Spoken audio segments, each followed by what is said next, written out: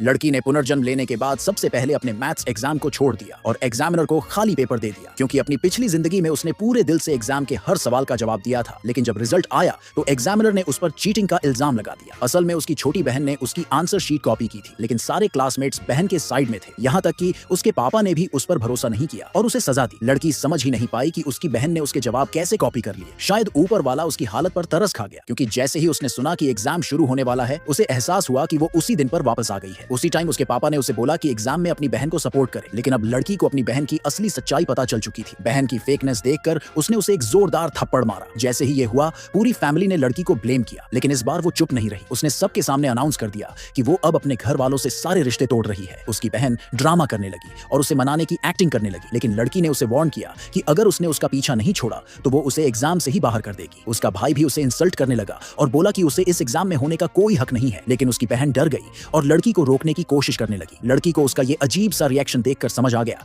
कि बहन ने पिछली बार चीटिंग करके ही जीत हासिल की थी। लड़की ने ठान लिया कि वो अब अपनी बहन से बदला जरूर लेगी। जब ऑफिशियल कंपटीशन शुरू हुआ तो पेपर दो पार्ट्स में डिवाइड था, पेपर ए और पेपर बी। अपनी बहन को कॉपी करने से रोकने के लिए लड़की ने जानबूझकर अपनी बहन से अलग पेपर सिलेक्ट किया और प्रॉब्लम सॉल्व करने के लिए एक यूनिक तरीका निकाला। लेकिन जैसे ही उसने ये किया, उसकी बहन ने भी वही पेपर सिलेक्ट कर लिया और लड़की की सॉल्विंग मेथड को सबके सामने एक्सप्लेन कर दिया। लड़की एकदम हैरान रह गई। अपनी बहन को खुश होते देख वो समझ ही नहीं पा रही थी कि उसकी बहन को उसकी सॉल्विंग मेथड कैसे पता चली। लड़की पूरी तरह से परेशान थी कि अब चीटिंग से कैसे बचा जाए। उसे लगा कि शायद वो अपनी किस्मत से भाग सके, इसलिए उसने सोच लिया कि वो खाली पेपर ही सबमिट करेगी। सब लोग शॉक में थे, लेकिन एग्जामिनर ने ऐसा करने से मना कर दिया। जब उसने देखा कि उसकी बहन पैनिक कर रही है और सवालों का जवाब नहीं दे पा रही, तो उसे थोड़ी सेटिस्फैक्शन मिली। डर के मारे कि लोग उसका मजाक ना उड़ाएं, बहन ने टॉयलेट जाने का बहाना बना लिया। एग्जामिनर ने अनाउंस किया कि सिर्फ 10 मिनट बाकी है। लड़की ने सोचा अब तो बहन कॉपी नहीं कर पाएगी, इसलिए वो जल्दी जल्दी अपने जवाब लिखने लगी। लेकिन जैसे ही उसे लगा कि सब कुछ सही लिखा है, उसकी बहन ने भी अपनी शीट जमा कर दी। लड़की फिर से हैरान रह गई। बहन ने कहा कि वो तो पहले ही वापस आ गई थी। एग्जामिनर ने जब उसकी शीट देखी तो वो इंप्रेस हो गया और सारे क्लासमेट्स भी बहन की तारीफ करने लगे। लड़की को लगा कि वो फिर से उस गलत इल्जाम से नहीं बच पाएगी। बहन ने लड़की को उकसाया